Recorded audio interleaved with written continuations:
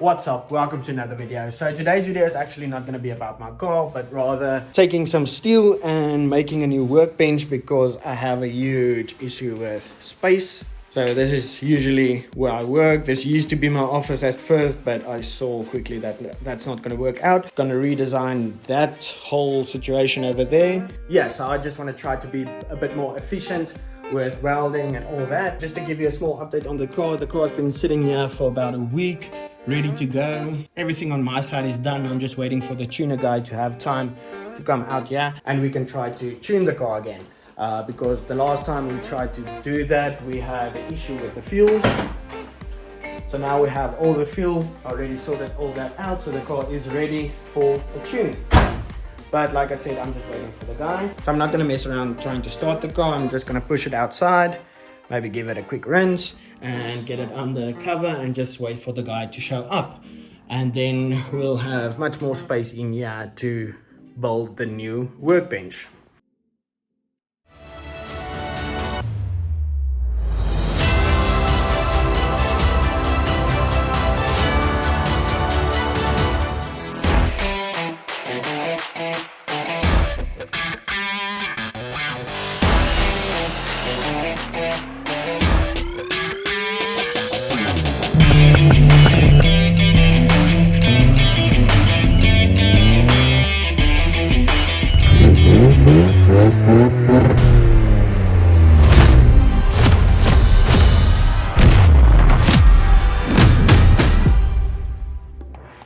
I'm heading over to my grandma's to grab her car because with this car and with my car the back seats don't fall down and I need to go pick up some steel. This is pretty scary. I'm on the highway going like 120 kilometers an hour. Scary. Look at all the space we have now. Yeah, so I just went ahead and picked up 18 pieces of angle iron. This place has everything you will ever need. They fit quite nicely in the car. So I have 8 pieces of 25 by 25 by 3 that I'll be using later on for some storage. Then I have another 8 pieces of 50 by 50 by 3 that I'll be making the workbench out of. I also picked up 4 heavy duty wheels with brakes. I started off with 2 pieces of leftover sheet metal I have, and I just framed it in with the angle iron I got. This will be the worktop. Cut them to size. This cut-off saw is very loud and kind of messy, so that's why I just do all the cutting outside.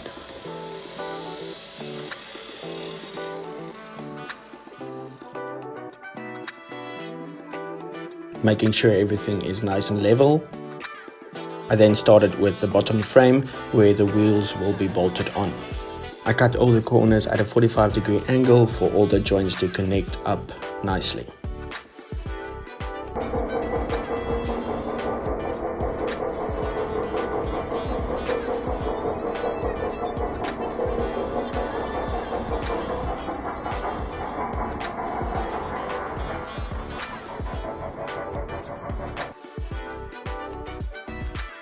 I laid the frame on the floor and started to just tack it together.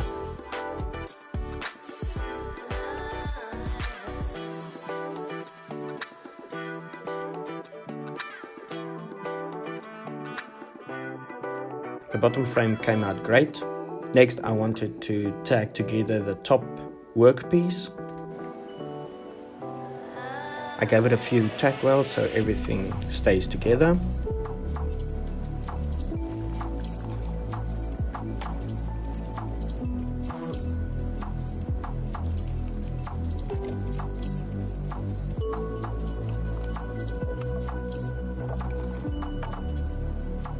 I then started to assemble the legs, just tack welding them together so that if I need to make any changes I can.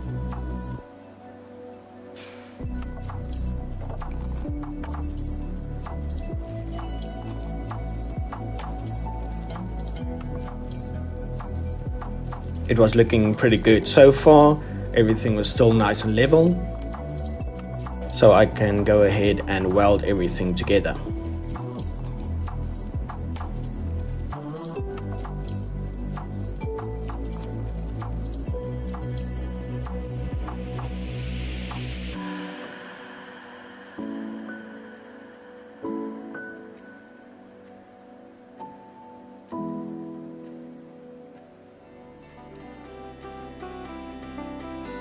I also welded in a support for where the argon bottle is going to be standing, and then marked out where the wheels need to be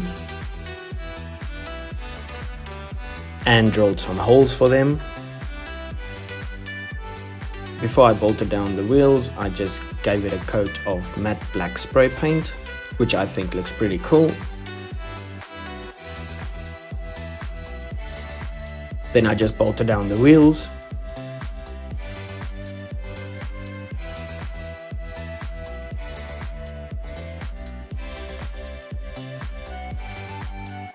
The bolts were a bit long, so I just cut them off with the angle grinder.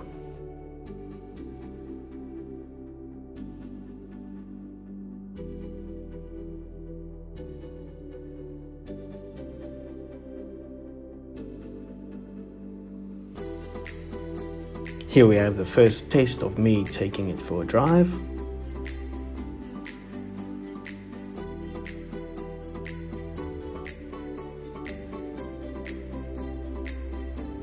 Feels pretty good.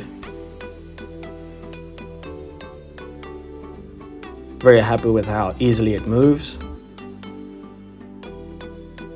So I had this extra wood piece laying around that I just added to the bottom. Then I could start adding all the accessories.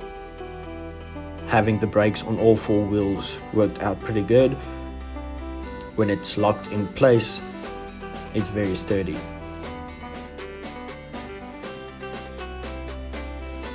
The argon bottle is super heavy, but I'm sure that's not going to be a problem.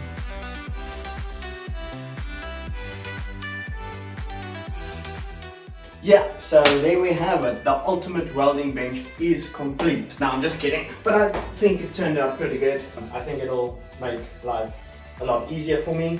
I did end up adding a few more things like this light over here so that you can see what you're doing. And if you look under here, my mom also made this cover for the welder. So it's dust proof, so all the metal shavings don't go into the welder. Just to protect it a little more. And then I also added this little bracket that'll just hold the torch like that. A bit more convenient than putting it down like that.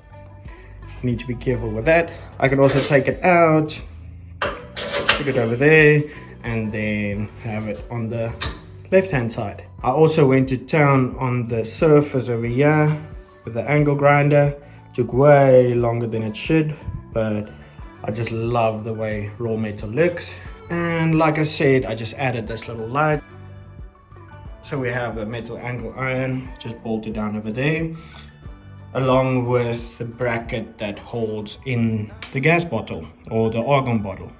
And if you saw, the angle iron on the bottom goes from the side then up, and then on the top I have it going from the side and down. It just makes it easier to clamp something down and hold it nice and firm. So that's kind of cool.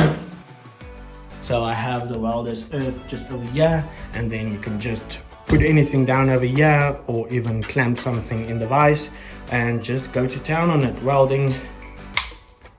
And then we have my welding rods, aluminium and mild steel.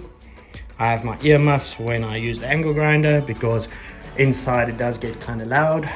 And then have my helmet just hooked up over there, just over this. Pretty happy with how it came out. I also added its own electricity. The main reason for this whole thing was, and the dimensions of it and everything, was to be able to push it through this doorway over here, because it is a portable welder, but with the big argon bottle, which is super heavy, I couldn't really move it around. So now if I have to weld something over there, I can do it. I can just push that through very easily and then get to welding over there. So the space in here was very cramped, but unfortunately now everything is out here. But it's a process. I found a little snake skin, so that's scary. So I want to start getting everything off the ground. So the plan is to build 2 cupboards over here. So one big one, it's going to be about 2 meters by 1 meter, and then another one over here with a shelf that I can work on as well. But that is for the future. That's pretty much going to be it for this video. Thank you so much for watching, and I'll see you in the next one.